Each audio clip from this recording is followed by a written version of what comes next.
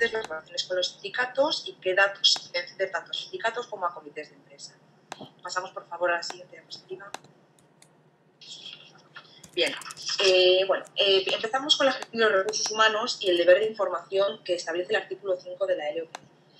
Bien es cierto que según el artículo 5 de la LOPD, los responsables de los tratamientos deberán, en este caso son las empresas, deberán siempre informar a los afectados del tratamiento de sus datos personales, tanto si existe consentimiento como si el tratamiento está habilitado por causas del artículo 6.2 de la LOPD.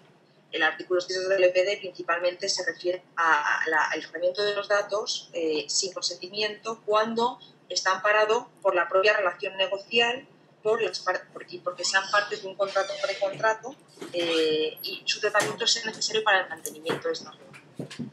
En cuanto a qué tipo de información y a quién hay que dar esa información, la información debe siempre facilitarse bien en los procesos de selección, a través de impresos, modelos para candidatos, cuando se crea un currículum, por ejemplo, a través de convocatorias públicas, y cómo se debe informar a estos candidatos de los puntos del artículo 5 de la LOPD. Bueno, pues el currículum, por ejemplo, se remite por correo postal o por correo electrónico y se cuenta con una dirección electrónica facilitada por el propio interesado, pues se le puede remitir información por ese medio, solicitando confirmación de la recepción y condicionando, por tanto, el tratamiento de los datos al acuse de recibo de haber recibido esa información. O si, por ejemplo, se presenta en un mostrador o una oficina y hay un puesto de atención al cliente o al usuario, pues deberá ser informado allí por cualquier medio que acredite la información. Pues, por ejemplo, carteles, documentos de acuse de recibo y este tipo de información. Y, la cesión de los datos contenidos en el propio currículum, en el caso de que quieran ser cedidos, porque esto sucede en muchas ocasiones, siempre requerirá el consentimiento previo del candidato, porque la cesión de los datos, en este caso, no estaría amparada por ninguna de las excepciones del artículo 6.2, por ejemplo, de la LOPD. En cuanto a la información en la contratación, en el propio contrato de trabajo se suele informar a los empleados sobre los tratamientos relacionados directamente con la prestación laboral. Y en cuanto a los nuevos tratamientos que decida realizar la empresa, deberá siempre informarse de estos nuevos tratamientos con posterioridad a la firma del contrato. ¿Cuándo son nuevos tratamientos? Cuando consideramos que hay unas nuevas finalidades del uso de esos datos. Entonces, en este caso habrá que informar nuevamente del tratamiento que se va a dar, en este caso nuevo, de esos datos. En cuanto a la información a representantes sindicales, se debe informar de los tratamientos que repercuten a todos los trabajadores, porque los sindicatos deben estar informados de las actuaciones de control generales que toma la empresa con respecto a los empleados. Pasamos, por favor, a la siguiente diapositiva.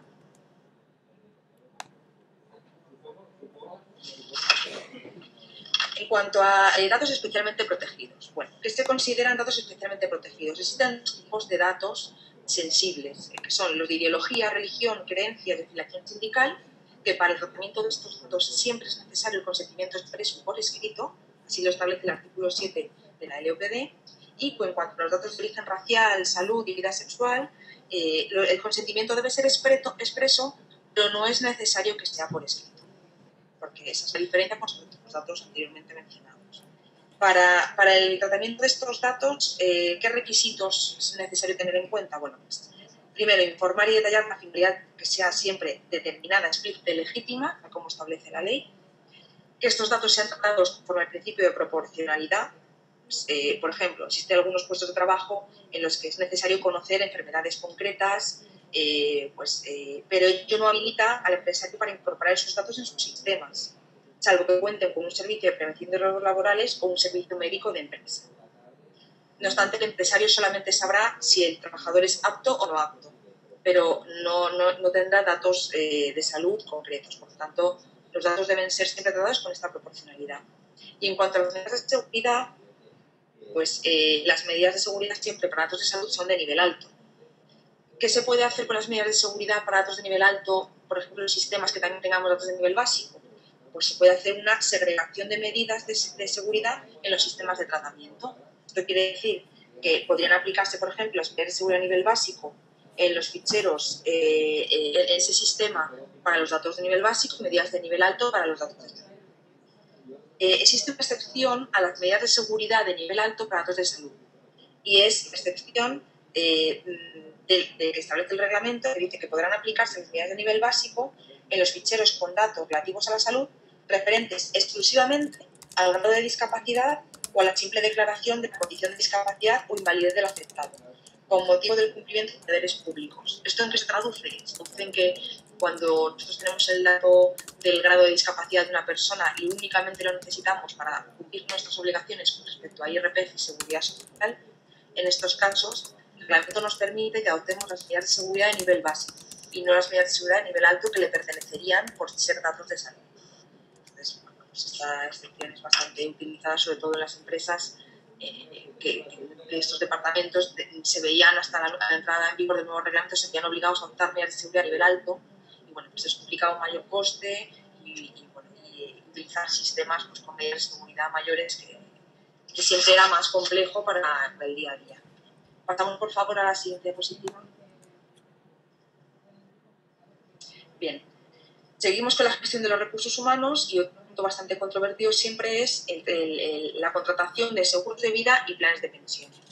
Bueno, el empresario está legitimado para llevar a cabo este tipo de contrataciones, pero siempre que exista bien consentimiento previo del trabajador o por la propia relación laboral que mantiene con él. Esas son las dos únicas razones por las que puede contratar este tipo de seguros.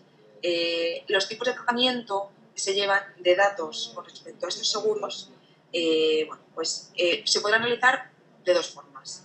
Bien, porque el empresario, previa información a los trabajadores, te da los datos de identificación y contacto del trabajador a la aseguradora o a la gestora del plan de pensiones para que éste se ponga en contacto con el trabajador. En este caso, el empresario lo único que haría es una labor de intermediación, pero en el que no haría un tratamiento de los datos de manera propia. Pone en contacto a las dos partes, pero él no toma datos. Y la siguiente opción sería cuando el empresario pone a disposición del trabajador la solicitud de adhesión al seguro de vida colectivo para luego darle traslado de la información facilitada a la aseguradora o la gestora del plan de pensiones. En estos casos, pues el empresario sí que haría un tratamiento intermedio de los datos y sí que tendría que cumplir con las medidas de seguridad estipuladas por cuanto que está haciendo un tratamiento propio de la información y tiene acceso a la misma. En ambos tipos de tratamientos es necesario pues informar a los trabajadores, bien en el contrato de trabajo o bien con información específica, pues mediante un mail o mediante una circular que se les facilite diciendo que la empresa contrata este tipo de seguros y que él debe de estar informado en todo momento. En cuanto a los datos de familiares o de beneficiarios, estos datos únicamente se facilitarán los datos necesarios para la relación con el contrato. Es decir, la Agencia de Protección de Datos emitió un informe en el año 2008, en concreto el informe 363/2008, que ha considerado que el tratamiento de los datos del beneficiario de un seguro de vida se encuentra amparado por lo dispuesto en el artículo 6.2. En el artículo 6.2 lo que ampara es al tratamiento de estos datos sin un previo consentimiento porque forman parte de un contrato y son necesarios para el mantenimiento o cumplimiento del mismo. Quiere decir que no es necesario andar pidiendo el consentimiento a los familiares o a los beneficiarios para cuando yo quiero suscribir un plan de pensiones, sino que puedo facilitar esos datos de contacto y la agencia ha considerado que simplemente como es necesario para finalizar o realizar el contrato, pues es posible dar estos datos. ¿Recomendación que damos? Pues que entre las dos opciones que hemos hablado del tipo de tratamientos, previa información a los trabajadores, lo mejor es ceder siempre a la aseguradora o a la gestora solo los datos de los asegurados o beneficiarios, dejando en sus manos el resto de gestiones. Es decir, poner en contacto a ambas partes, pero que la empresa no haga un tratamiento de los datos. Es la forma más fácil de habilitar este tipo de funciones. Pasamos, por favor, a la siguiente diapositiva. Bien. En cuanto a la gestión de las nóminas, como hemos comentado al principio, esta relación jurídica es de las más sencillas realmente porque no hay unas cesiones o intermediaciones, sino que simplemente es una relación regulada por el artículo 12 de la LOPD en la que la empresa es la responsable del fichero y la gestora, siempre que estemos hablando de una gestora externalizada de la propia empresa, tendrá la figura de encargado del tratamiento. Entonces, el contrato que tiene que haber entre ambas partes tiene que cumplir los requisitos del artículo 12, que es los requisitos del contrato para una prestación de servicios. El encargo, se regulará mediante un contrato, como hemos dicho, que deberá constar siempre por escrito o por medios electrónicos que dejen constancia de su contenido. Aquí vemos que una vez más, el legislador da un paso y ya no limita la relación contractual a que sea por escrito, sino que también ya entran a formar parte de este tipo de negocios las relaciones a través de Internet y con medios electrónicos, ¿no? que legitimen que se ha llevado a cabo esa relación. No es válido una mera repetición del artículo 12. Muchas veces lo que se hace para regular este contrato es que se coge textual el artículo 12 y se pone en el contrato. Pues hay que realizarlo con un contenido ajustado al tratamiento. Es decir, habrá que indicar exactamente las finalidades, habrá que indicar qué instrucciones da el responsable del fichero, en este caso la empresa, y sobre todo detallar, esto es más importante, qué medidas de seguridad se van a utilizar. Si bien no es necesario tener una relación exhaustiva de medidas de seguridad en el propio contrato, aunque siempre es beneficioso, pero por lo menos indicar el nivel de las medidas de seguridad. Es necesario indicar si se van a adoptar las medidas de seguridad a nivel medio, básico o alto, porque en función de eso, luego la agencia puede pedir responsabilidades o a una u a otra parte o a las dos por no cumplir con las adecuadas medidas de seguridad. De ahí el siguiente punto, necesidades específicas de seguridad, sobre todo cuando el tratamiento se realiza en los soportes del propio encargado del tratamiento. Esto quiere decir que si la gestoría está externalizada, no tenemos el servicio de nóminas interno en la empresa y además los soportes que utilizamos son los de la propia gestoría, los soportes técnicos, razón de más para que estén detalladas y especificadas estas medidas de seguridad. ¿Qué posibilidades tenemos, aparte de que sea una prestación de servicios pura y dura del artículo 12? Además, existe una subcontratación de los servicios, que la gestoría, a su vez, para la gestión de las nóminas, subcontrate parte del servicio. Bueno, pues en estos casos, el contrato deberá de incluir los requerimientos del artículo 21 del Reglamento de Protección de Datos, que lo que viene a decir realmente es que, a su vez, entre el encargado del tratamiento y el subencargado del tratamiento, se cumplan también las medidas del artículo 12. Bien, indicando en el propio contrato con el encargado expresamente qué empresa es la subcontratada, es decir, entre el contrato suscrito el responsable del fichero y el encargado del tratamiento, la primera relación jurídica que veíamos, que en ese contrato se detalle quién es el subcontratado, o bien que la empresa autorice a la gestora a subcontratar el servicio y que entonces entre la gestora y el subcontratado exista esa relación del artículo 11 de la LOPD. ¿Qué posibilidades tenemos también cuando externalizamos el servicio de nóminas? Bueno, pues que se encarguen tareas específicas al encargado. Por ejemplo, pues la atención de los derechos ARCO, de los derechos de acceso, rectificación, cancelación y oposición. Cuando nosotros estamos llevando este servicio como externo, gestoría, pues podemos recibir peticiones de cancelación de datos, pero los datos no son nuestros, son de la empresa. Por lo tanto, nosotros podemos recepcionar esta solicitud de derecho ARCO, pero luego tendremos que traspasársela al responsable, a la propia empresa. O otro servicio también que puede llevar la gestoría es la llevanza del documento de seguridad. Entonces deberán quedar reflejadas tanto el documento de seguridad de la gestoría como el de la empresa, que este documento lo lleva el encargado. Bien, el encargado del tratamiento, la propia relación de encargo del tratamiento, uno de sus requisitos es que cuando finalice la relación los datos sean devueltos a la empresa o destruidos. Pero la gestoría puede mantener bloqueados ciertos datos. ¿Y cómo los puede mantener? Bloqueados quiere decir que los tenemos, pero que no podemos acceder a ellos. Están como en un stand-by, por así decirlo, ¿no? Como en una copia aparte. Esos datos bloqueados, ¿por qué tiene razón de ser que los guardemos así? Pues cuando existe una obligación legal para ello. ¿Qué obligaciones legales son? Pues mantenimiento por temas de seguridad social o temas de tributación, que los mantengamos bloqueados 4 o 5 5 años, pero son obligaciones legales que tenemos que seguir cumpliendo a posteriori de la relación. Entonces, en ese caso, no tiene sentido que los datos se mantengan bloqueados. Pasamos, por favor, a la siguiente diapositiva.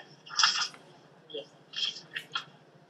Bueno, como último punto de la gestión de los recursos humanos, tenemos los mecanismos de denuncia interna, que son los mecanismos de whistleblowing, ¿vale? Estos mecanismos, bueno, pues es algo que podemos poner a disposición de los empleados para que en caso de que vean que hay un incumplimiento de temas de privacidad, temas de confidencialidad, bueno, pues puedan ser denunciados justamente con garantías suficientes como para que esa persona, sus propios compañeros no sepan que está emitiendo una denuncia.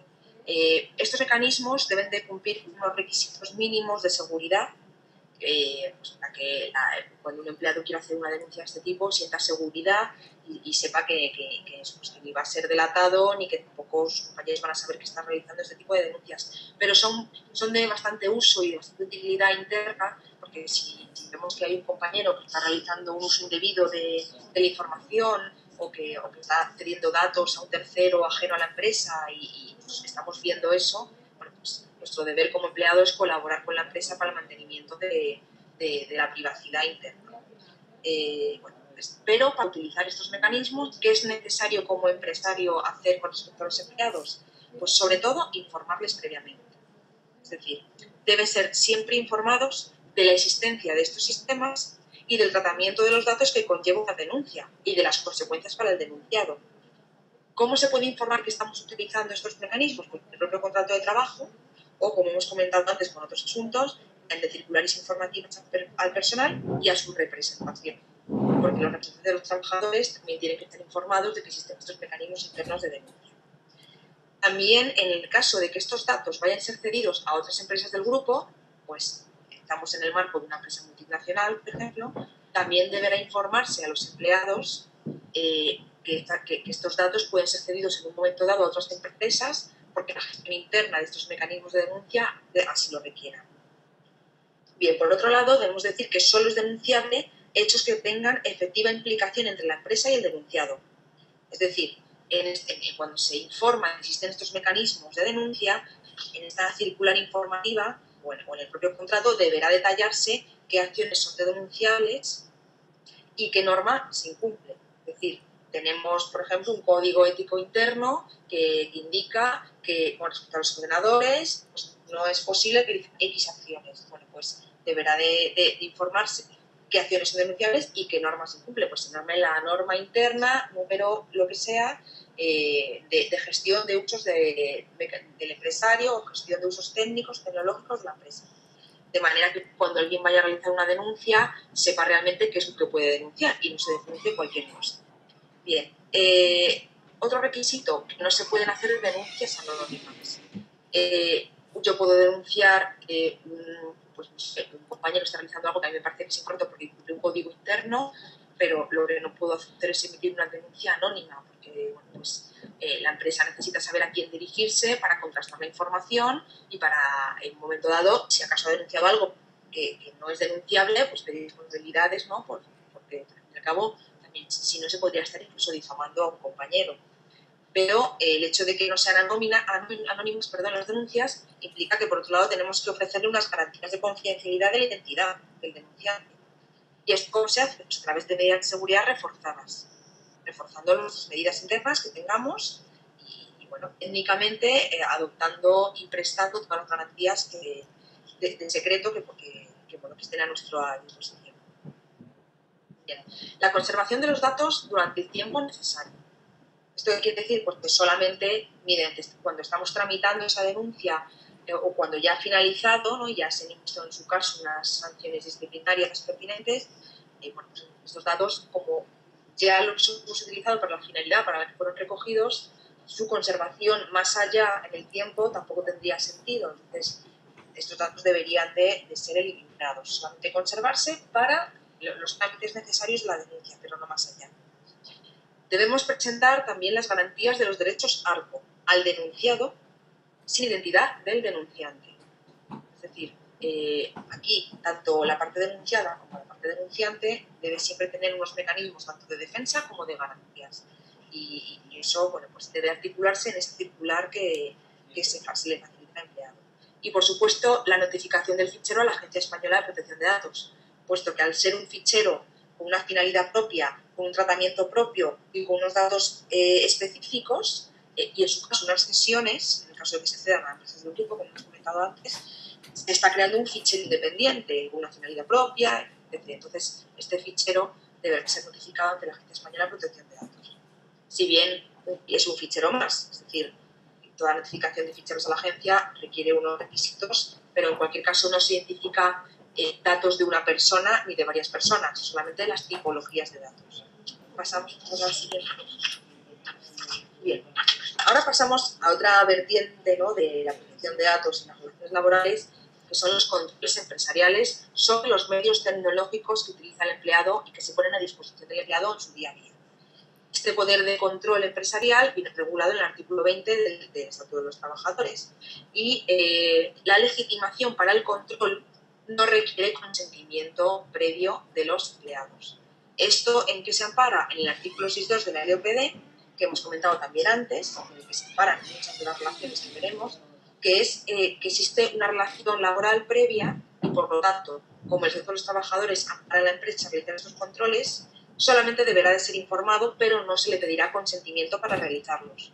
¿Cuáles son los controles empresariales más típicos y más utilizados? Pues, por ejemplo, la huella digital, la videovigilancia con cámaras, los controles en el propio ordenador, del mail y del uso de Internet, o algo que es más moderno, por así decirlo, que es la geolocalización. Pero, ojo, este tratamiento de datos deberá siempre ser proporcional a la finalidad con la que son recabados.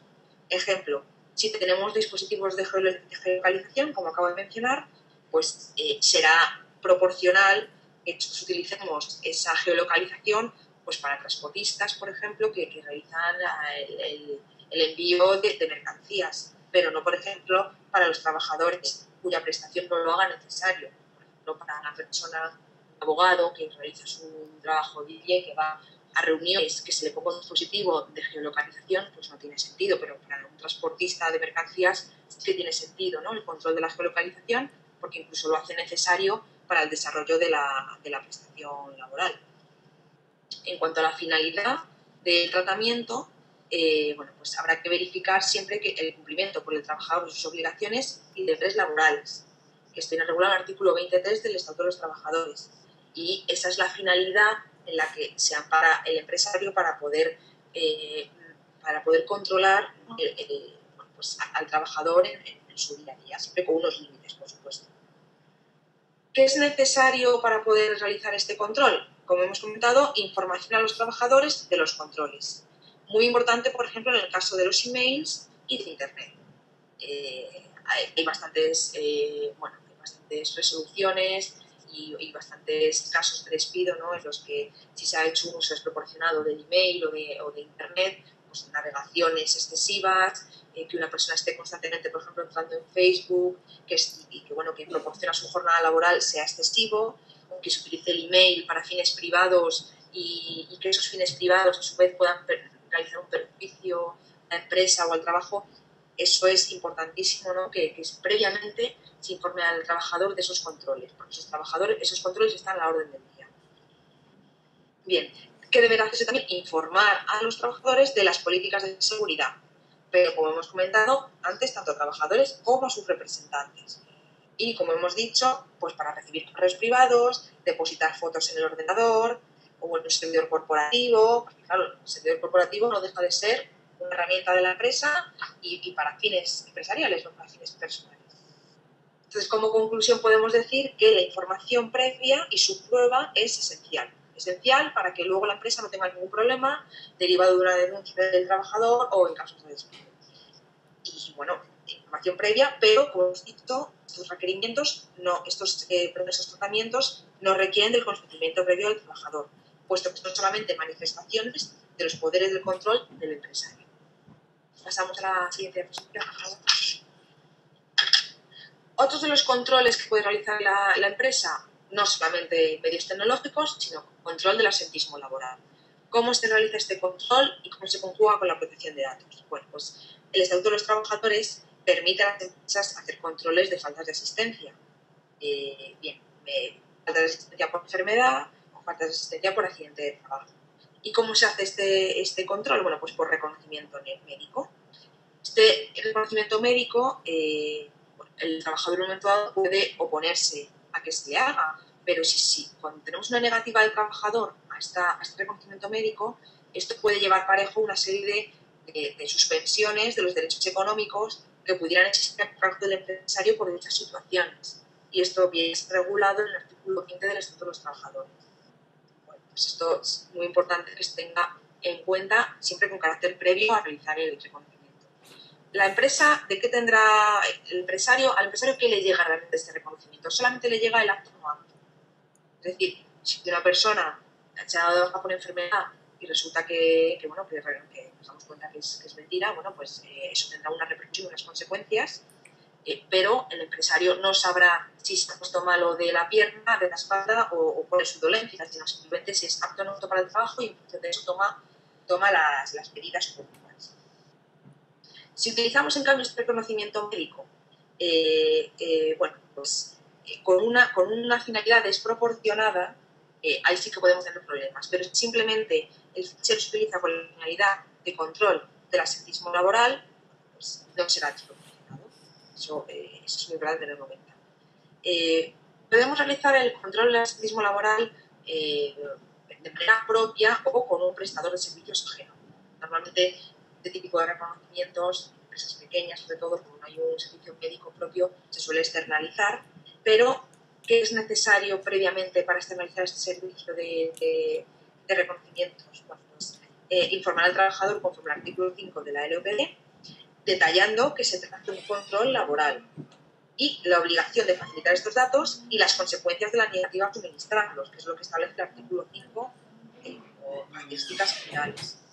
Y la información que se le da al trabajador se referirá a que se está verificando sus condiciones de actitud por cuenta de la empresa y de la naturaleza del tratamiento, siempre conforme al artículo 24 del Estatuto de los Trabajadores, que es el que nos da este amparo inicial para poder realizar este tipo de controles.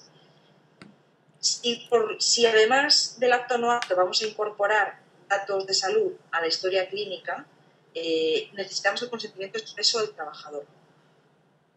Pero el objeto ya no sería la atención, el objeto no es la atención al paciente, sino el control del absentismo laboral. Por lo tanto, necesitaríamos el consentimiento expreso. ¿Qué recomendaciones damos en este tema? Bueno, pues que se puede conjugar perfectamente verificar el estado de salud del trabajador y controlar el absentismo laboral. Siempre debe hacerse con unos mecanismos previos de información y de información. Si existe un tratamiento relacionado con la salud, en este caso será el consentimiento expreso del trabajador. Eso tiene que quedar también muy claro. Y si el prestador externo realiza servicios de vigilancia de la salud, pues ahí deberá de cumplirse tanto con el deber de información como con el principio de finalidad y la garantía del consentimiento en cada tratamiento.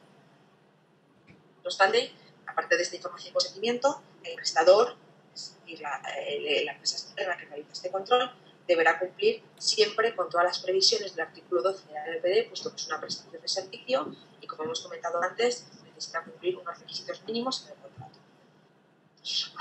Pasamos, por favor, a la siguiente diapositiva. En cuanto al secreto y seguridad, los trabajadores, cuando hacen datos personales en la empresa, en el desarrollo de su día a día, pues no solamente acceden a datos propios, sino a datos ajenos, evidentemente, y sobre todo cuando hablamos de gente que trabaja en el departamento de recursos humanos, nóminas, prevención, servicio médico, etc.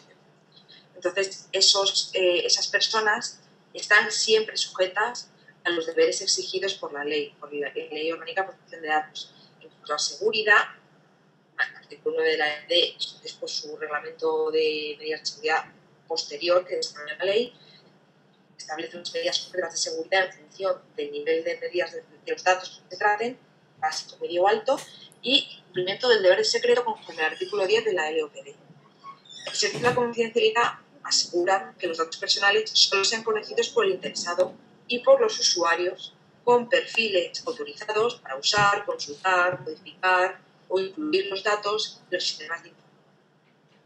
¿Qué garantiza la seguridad? Garantiza la confidencialidad y la disponibilidad, conforme a criterios de recuperación e integridad de la información. Y para esto, para cumplir con todo esto que es necesario, pues tener políticas internas de cumplimiento, políticas de seguridad, políticas de acceso, perfiles, usuarios y responsabilidades derivadas del incumplimiento del deber de secreto. Estas políticas de gestión de personal deben consistir principalmente en diseñar las funciones y responsabilidades de la plantilla de personal, teniendo en cuenta su relación con el tratamiento de datos personales que tenga, formar adecuadamente a los trabajadores, teniendo en cuenta siempre su distinto grado de responsabilidad y garantizando que conozcan sus deberes de seguridad y secreto, por supuesto. La formación debe contribuir a crear una cultura de compromiso con la protección de datos. Esto es imprescindible. Es decir, formar periódicamente a todos los empleados, tanto a los que tengan acceso como a los que no, a datos personales, y por eso es necesario tanto advertir y formar incluso a aquellos trabajadores que, aún no teniendo una relación directa con los sistemas de información y con los tratamientos de datos personales, puedan poner en peligro el secreto o la seguridad de los mismos en un momento dado. ¿Esto qué quiere decir? Pues que hay personal dentro de la empresa que no tiene una relación directa con los ficheros de nóminas o de personal, pero si en un momento dado puede haber un riesgo de acceso, también deberá estar formada esta persona en cuanto a protección de datos y en cuanto a seguridad. Por eso suelen establecerse guías de privacidad internas que se circularizan entre los empleados y que esto permite estar informado. Un ejemplo muy importante, pues, que sucedió hace tiempo y muy conocido de falta, ¿no?, de esta formación a los empleados, pues, por ejemplo, el abandono de documentos sin destruir en la basura. Esto es muy común, pues, por el personal de limpieza, y es una de las situaciones más comunes en la materia de protección de datos.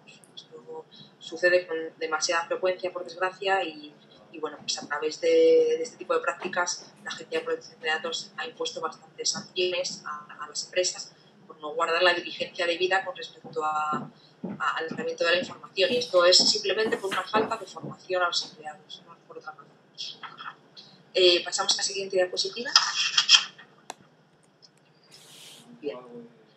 Prevención de riesgos laborales. Bueno, pues en cuanto a la prevención, esto ya es pues otro tema distinto, pero que también implica mucha problemática con respecto a los datos personales. ¿Qué es necesario en cuanto a... Perdona, ¿me oís? ¿Ana? Sí, Belén, yo te oigo correctamente. Vale, no es que de repente he empezado a oír a alguien hablando y no Sí, sabía bueno, si es que estaba creo que sí, a un participante se le ha activado el micro y ya está. Lo acabo de apagar, ¿de acuerdo? Vale, Puedes pues nada, seguir. Gracias, Belén. continuamos. Bien, en cuanto a la prevención de riesgos laborales, para evitar riesgos derivados del trabajo es necesario tratar datos personales de los trabajadores, y eso es imprescindible en muchas situaciones. Por ejemplo, hay determinados riesgos específicos, ¿no?, del puesto, cuya respuesta puede depender de características personales o de salud del propio trabajador. Por ejemplo, si alguien es alérgico a determinados elementos químicos, o si necesita ciertas condiciones de luminosidad o de tamaño de la letra en el ordenador, o si alguien tiene una deficiencia auditiva y no es capaz de identificar una acústica, pues en casos de evacuación es necesario tratar esos datos personales de salud de los trabajadores, y es imprescindible tratarlos para evitar riesgos derivados del trabajo. Entonces, la prevención de riesgos laborales va unida a la protección de datos y no es incompatible, pero necesita ser tratada con ciertos requisitos. El tratamiento de los datos en materia de prevención, como estamos comentando, se encuentra legitimado por la existencia de una relación contractual, cuyo cumplimiento, desarrollo y control lo hace necesario. Artículo 6.2, una vez más, de la LOPD. Pero hemos comentado que necesita ser previamente informado, cumplir con el principio de calidad y cumplir con el principio de proporcionalidad. En cuanto a la vigilancia de la salud, en materia de prevención de riesgos laborales, pues se puede hacer de dos maneras, voluntaria u obligatoria. Cuando es voluntaria, se requiere el consentimiento previo del empleado, puesto que no viene impuesto por una ley, ¿no? En este caso sería necesario siempre el consentimiento, puesto que los datos de salud pero cuando la vigilancia de la salud es obligatoria, en este caso, como hemos comentado antes, por ejemplo, para evaluar los efectos de las condiciones del trabajo en un determinado entorno, ¿no? Pues de peligrosidad, de enfermedades, de elementos químicos, pues trabajos pues, que implican cierto riesgo para la salud. Ahí el artículo 21.1 de la Ley de Prevención de Riesgos Laborales sí que establece la obligatoriedad de esta vigilancia de la salud y requiere de la previa información a los representantes de los trabajadores. En ambos casos, tanto la vigilancia de la salud obligatoria como voluntaria, es necesario cumplir, como hemos dicho, con el deber de información, calidad y proporcionalidad. Pasamos al siguiente, por favor. Bien. En cuanto a la figura jurídica de quién lleva esta prevención de riesgos laborales. Bien, bueno, pues cuando el servicio de prevención de riesgos laborales es un servicio propio de la empresa, la empresa será responsable del fichero. El fichero que se genere de la gestión de la prevención de riesgos laborales. La figura siempre será de responsable del fichero. Pero existirán en el seno de la empresa distintos perfiles y facultades de acceso a estos datos de salud, que serán plenos para el personal sanitario y limitadísimos para la gerencia, puesto que la gerencia únicamente conoce los conceptos de apto y no apto. Nada más. En cuanto a las empresas que prestan servicios de prevención ajenos, la figura jurídica será de responsables del tratamiento.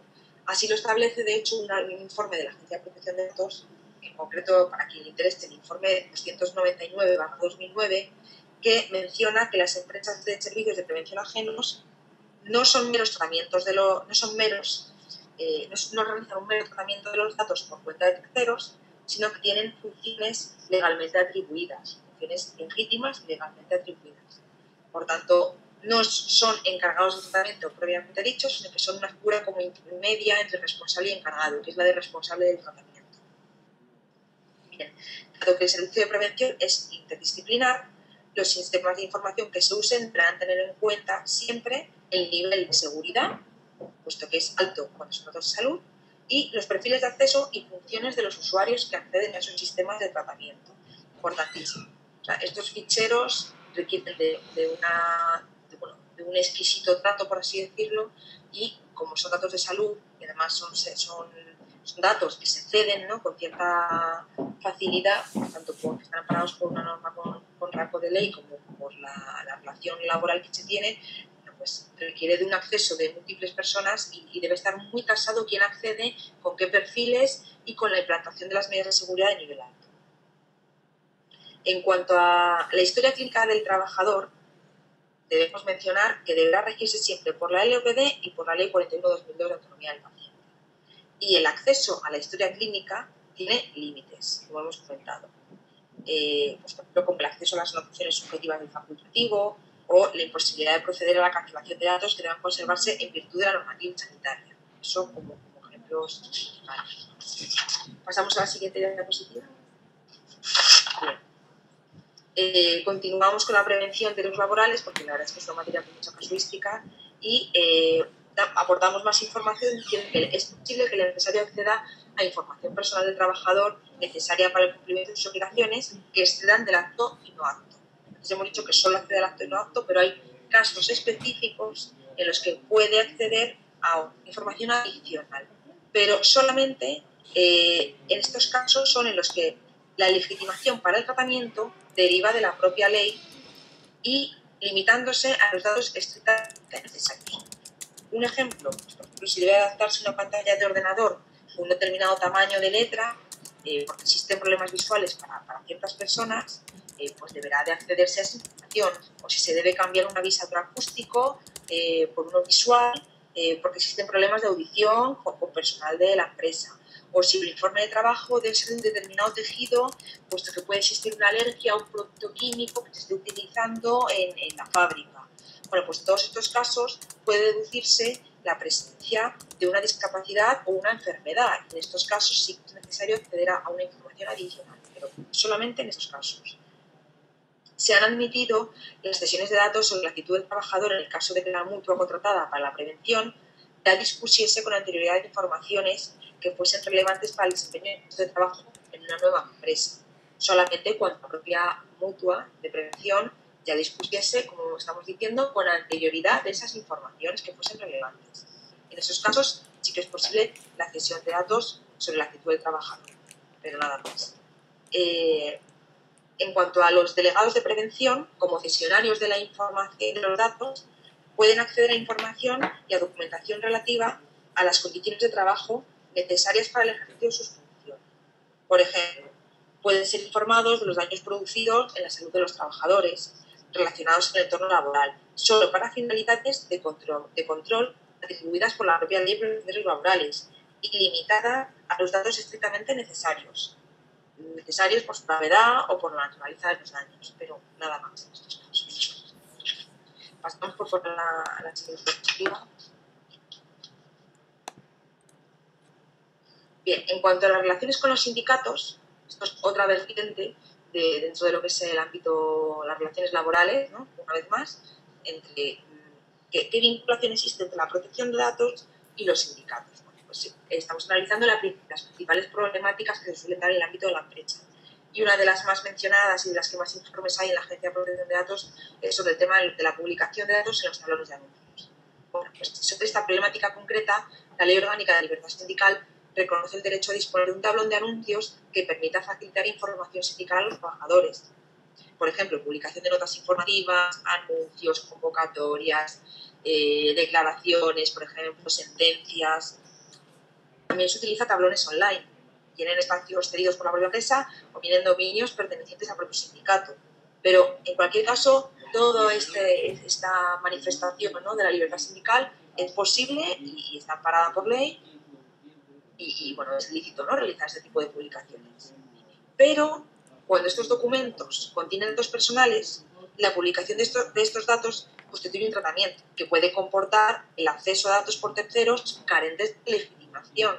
Si yo publico en un tablón de anuncios datos de mis afiliados, pero estos datos solamente los debe conocer los integrantes del sindicato, porque los tiene que conocer otro trabajador que ni es del sindicato, ni le interesa, ni tiene por qué interesarle. Bueno, pues esta persona, este tercero, podría darse de datos que no le corresponden y estaríamos haciendo una cesión inconsentida de datos.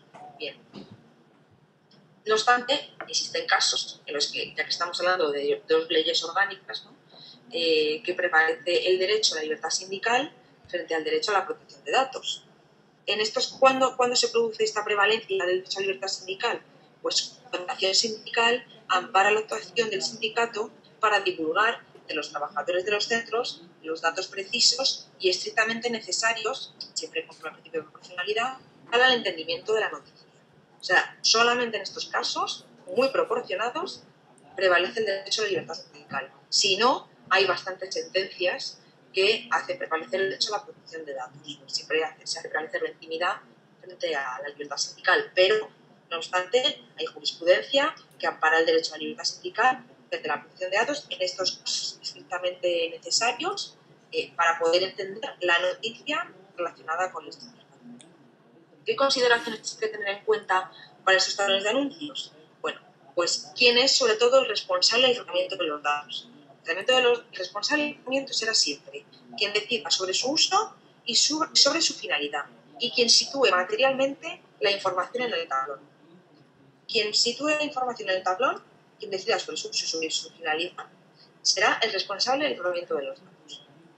En cuanto al espacio físico o virtual concreto del tablón, bueno, con el fin de que los datos estén visibles solamente para los usuarios legitimados a consultar la información y nunca usuarios terceros, deberá determinarse cuál es este lugar físico o virtual en el que pueden colocarse los datos.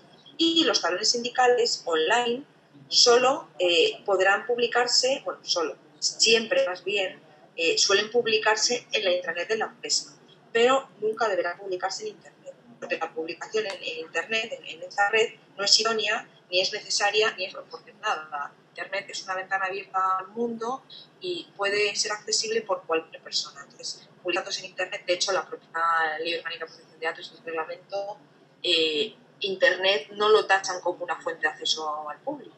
O sea, Internet es un mundo aparte, es una ventana incontrolable, por así decirlo. Por eso, este tipo de datos deben ser muy controlados, muy tasados, entonces se puede acceder y quién puede acceder. Internet, con clave de acceso, por supuesto, un apartado habilitado, ¿no?, para la parte sindical, siempre será el mejor medio de acceso. Pasamos a la siguiente, por favor. Bien, acceso a datos por el comité de empresa.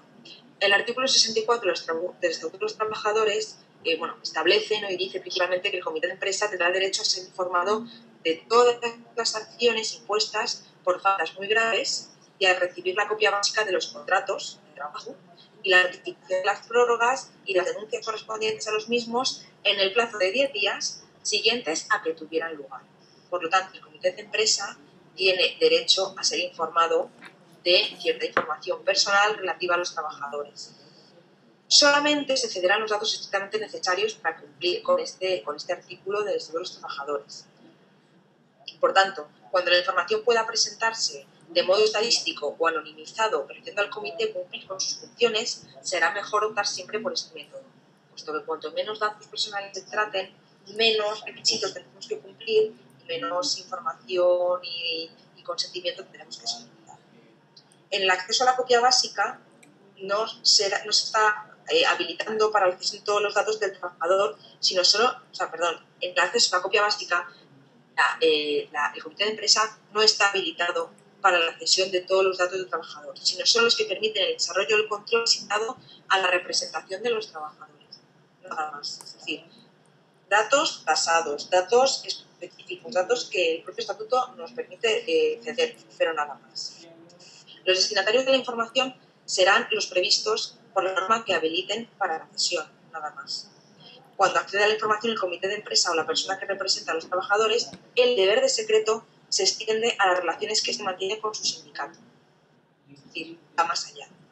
El deber de secreto siempre se extiende a las relaciones tanto de los representantes de los trabajadores como del sindicato. Esto siempre.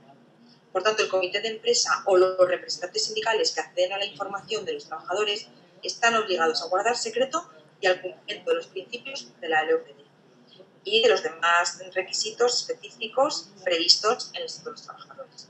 En concreto, el artículo 65 del Estatuto de los Trabajadores habla también de esta obligación de guardar secreto. Pasamos a la siguiente diapositiva.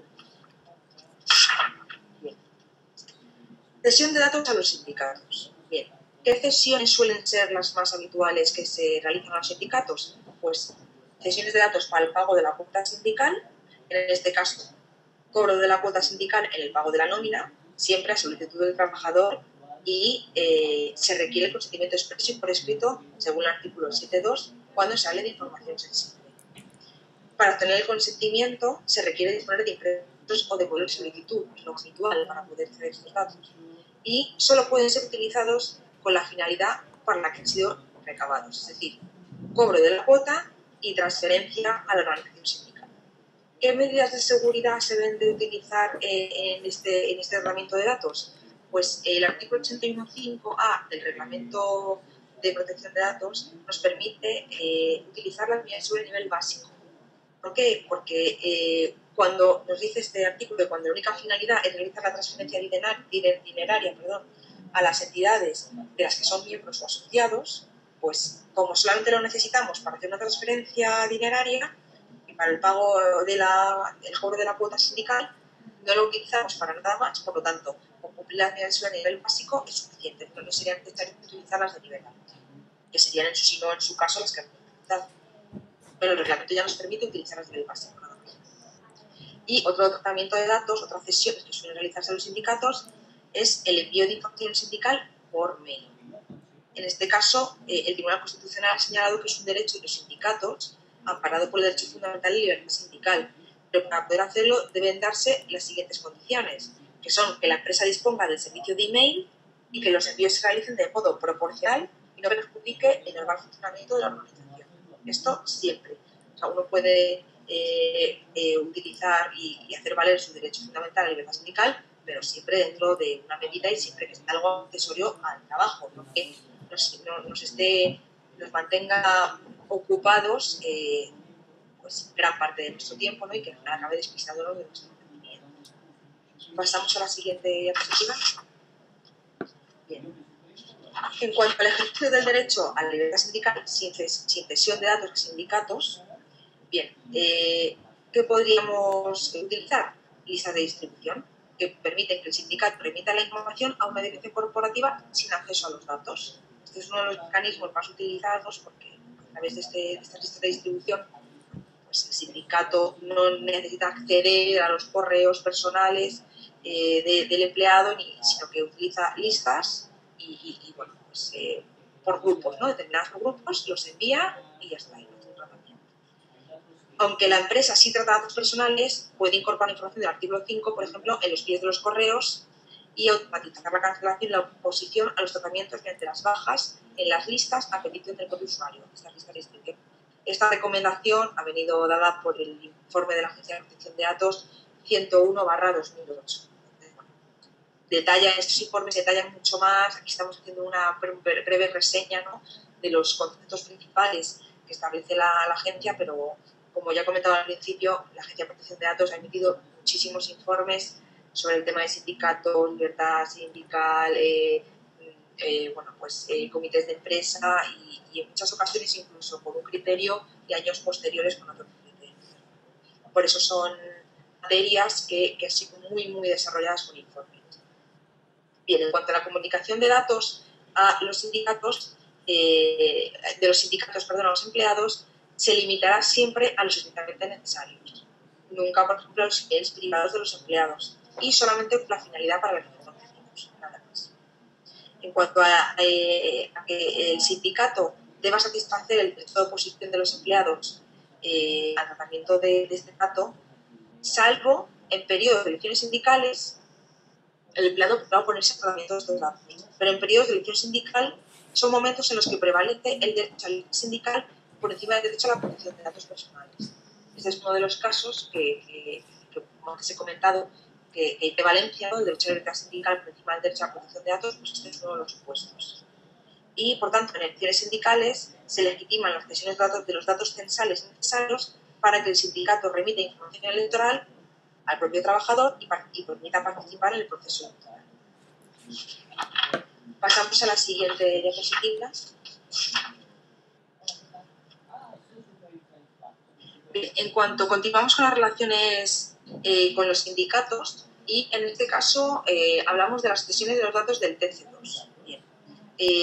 Tanto la normativa laboral como los convenios colectivos habilitan la entrega de estos documentos en dos supuestos. Uno para el control sindical de la actuación de la empresa y otro para garantizar el cumplimiento de los deberes empresariales en caso de subcontratación. Vamos a ver primero el caso del control sindical y después el de la subcontratación. En cuanto a la entrega del TC2 al comité de empresa, bien, en el marco de los datos de los trabajadores, dentro de las funciones desarrolladas por los órganos de representación del personal, se encuentra habilitada la cesión de estos datos. Por ejemplo, acceso al contenido del contrato de trabajo, labores de vigilancia en materia de seguridad social. En caso contrario, siempre se tiene que ser el consentimiento del interesado. Pero en estos casos se encuentra regulado dentro del marco de los trabajadores. Podrán acceder tanto a los TC1, los TC1 son los boletines de cotización a la seguridad social con datos de identificación de la empresa y con la deuda que se pueda tener, y los TC2 son la relación nominal de los empleados con sus bases de cotización y las prestaciones que hayan percibido en régimen de pago delegado. Lo que no podrán acceder es a las nóminas de los trabajadores. Eso en ningún caso. Y el convenio colectivo, hay supuestos en los que puede ampliar el ámbito de la cesión, puesto que el convenio colectivo es una fuente reguladora de la relación laboral. Por otro lado, el TC2 nunca podrá publicarse en un tablón de la empresa, nunca, salvo que lo establezca una ley o haya consentimiento expreso de cada trabajador para comunicarlo. Pero si no, la agencia sobre este tema también ha emitido varios informes sobre cesiones de datos de TC1 y TC2, y el TC2 nunca podrá publicarse en un tablón, salvo en estos casos, como he dicho, por ley o consentimiento expreso del trabajador. En cuanto a la cesión de nóminas, pasamos a la siguiente diapositiva. En cuanto a la cesión de nóminas y TC2 de los trabajadores de subcontratas a las empresas contratistas, existen dos momentos en los que puede realizarse esta cesión, y es previo a la contratación y posteriormente a la contratación. En los momentos previos a la contratación o subcontratación, ¿Con qué fin? Pues para comprobar que los contratistas están al corriente del pago de las cuotas de la Seguridad Social. En este caso deberá solicitarse un certificado a la Tesorería. A la Tesorería de Seguridad Social, que es un certificado que emite es un certificado de negativa por descubiertos. En este caso es un dato importante a tener en cuenta previo a la contratación, por supuesto. Y en momentos posteriores, por responsabilidad solidaria, las obligaciones de naturaleza salarial y las contraídas con la Seguridad Social. En este caso existiría una legitimación basada en el interés legítimo del artículo 10 del reglamento de la LOPD. Esta legitimación alcanzaría a los datos relativos a la afiliación sindical y en las nóminas puede existir estos datos por la obligación de traer y trasladar al sindicato la cuota sindical. En todo caso, el acceso por parte del contratista debería limitarse solamente a los datos relacionados con los trabajadores subcontratados y no a cualesquiera trabajadores de la empresa subcontratada. Además, la agencia sobre esto ha sido también muy tajante, delimitando qué datos se puede acceder y qué datos no del PC2, y para ello, a quien le interese, el informe 412/2009 de la agencia detalla expresamente este tipo de relaciones. Bien, pues por mi parte hemos terminado la formación. Si tenéis alguna pregunta, me la podéis transmitir en estos momentos. No sé si cómo vamos de hora. Porque... Sí, bueno, a ver, la hora hemos empezado un poco tarde. Muchísimas gracias, Belén. Sí. Pero yo creo que si tenéis cualquier duda, cualquier consulta o cualquier intervención que queráis hacer, es el momento ahora de hacerlo. O sea que por mi parte no hay ningún problema. No sé, Belén, cómo tienes tu agenda y el resto, pero bueno, bienvenidas serán, yo creo. Bueno, yo si me quieren comentar algo sí. O si prefieren mandarme un correo electrónico y hacer alguna consulta un poco más extensa, no tengo ningún problema en que me lo comuniquen, porque quizá al ser una materia tan ardua y tan compleja, quizá ahora mismo pues no sé si a alguien le han surgido dudas muy grandes, pero bueno, si hay algo que haya quedado poco aclarado o que hayamos pasado muy deprisa por encima de ese tema, me pueden enviar un correo sin ningún problema y yo lo contestaré. Sí, también podemos hacer esto perfectamente. Van preguntando, Marta pregunta que si cuando habláis del principio de geolocalización, por ejemplo, ¿sí? En un equipo de comerciales se estaría justificado, pregunta. Bueno, cuando hablamos de la proporcionalidad, ¿no?, para el tratamiento de esta información, hemos de decir que la agencia de momento no ha emitido ningún informe con respecto a sobre geolocalización, sí en cuanto a la proporcionalidad, pero no casos concretos de cuándo es proporcional y cuándo no. O sea, la propia empresa debe determinar cuándo considera que es proporcional para el trabajo. Yo personalmente creo que para los comerciales sí que estaría proporcionado el tratamiento de datos de geolocalización, puesto que su trabajo principalmente se desarrolla fuera de la oficina, tienen que estar trasladándose y en función de sus traslados y de sus reportes y sus visitas también se desempeña su trabajo y sus nóminas, sus pluses, ¿no?, de trabajos y bueno, pues considero que en el caso de los comerciales sí que estaría proporcionado el tratamiento. Vale, María Belén comenta que si el tercero que se encarga del servicio de prevención, ¿qué sucede con el si es responsable del fichero? Perdón, no si el tercero que se encarga del servicio de prevención es responsable del fichero, ¿sí?, también. Es la pregunta. Bueno, el tercero que se encarga del servicio de prevención, hemos comentado antes que es la persona que realiza el tratamiento de los datos, que puede tener datos propios de ese trabajador con carácter previo y que lo que hace es nutrir su base de datos con datos nuevos. Entonces, consideramos que sí que sería responsable del tratamiento. Vale, y Marta también, en relación a la pregunta anterior, comenta que si habría que hacer una labor previa de información por parte de la empresa, en todo caso. Para el tema de geolocalización. Exacto. Sí, siempre es necesario informar con carácter previo de los controles empresariales, siempre, ya sea el correo, ya sea la geolocalización, la huella digital, por ejemplo, la huella se utiliza mucho para la gestión de las oficinas, por esos controles de acceso, al fin y al cabo, y en muchos casos, en función de la hora que se entre o que se salga, pues se ponen incluso sanciones o reducción del salario en función de las horas trabajadas. Esos controles están legitimados, pero siempre hay que informar con carácter previo, siempre. ¿Más preguntas? Pero si lo que comentaba antes, Belén, podéis enviar un correo electrónico, yo igualmente también os enviaré un email con bueno, mis datos, yo también le puedo pasar también a Belén esta información o directamente pues comunicáis con Belén como preferáis. Entonces plantean otra pregunta. Si yo, empresa que tengo contratado el servicio de prevención, tengo que inscribir fichero de prevención, aunque yo no recabo ningún dato de nivel alto, puesto que los que recabo son propios de recursos humanos. O sea, si yo tengo que hacer eso, ¿no? Como empresa.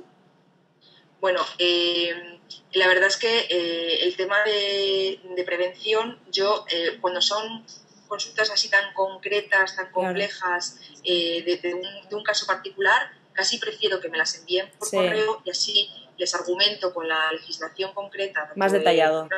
No solo es de protección de datos, sino que también es laboral, ¿no? Entonces, esto sí que requiere un análisis más profundo y yo encantada de contestar a las preguntas, pero casi preferiría que todas estas cuestiones tan complejas me las trasladen por email y yo les dé respuesta. Por supuesto. Pues si preferís también por cuestión de tiempo, todas estas preguntas yo las voy a recabar, las voy a recoger, te las voy a pasar a ti, Belén, y así también puedes contestar directamente, o si preferís directamente contactar con Belén, por supuesto, eso ya es como más preferáis, ¿de acuerdo? O sea, ningún problema. Pero sí que es cierto que nos hemos pasado bastante del tiempo, ha habido problemas técnicos de sonido al principio, bueno, yo lamento las molestias a todos, pero bueno, en principio, por mi parte ha sido muy interesante, Belén, la verdad que soy poco experta en temas laborales y bueno, pues me has hecho un reset también de toda esta información y la verdad que bueno, muy agradecida por mi parte. Bueno, muchas gracias a ti, Ana, por organizarlo y desde luego a los asistentes por haber estado escuchándome tanto tiempo. Así que muchas gracias. Vale, pues muchísimas gracias a ti, Belén, y muchísimas gracias a todos y os esperamos en próximas sesiones, webinars y bueno, pues aquí desde ULEX. Un saludo a todos.